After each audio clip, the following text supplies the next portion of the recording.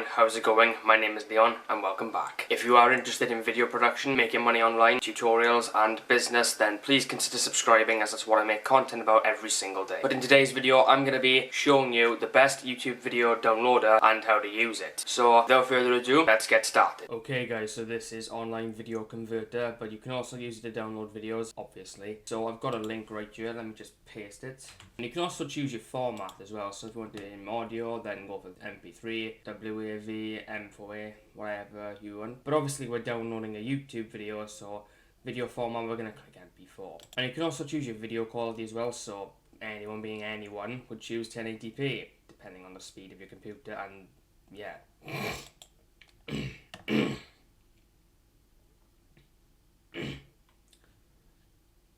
And let's just click start and just let it process pretty much. Okay, so processing has finished, and obviously I'm downloading a Jack Cole video. Come on, doubt to you, man. So yeah, let's just click download. Of course it's gonna fail downloading because my browser is crap.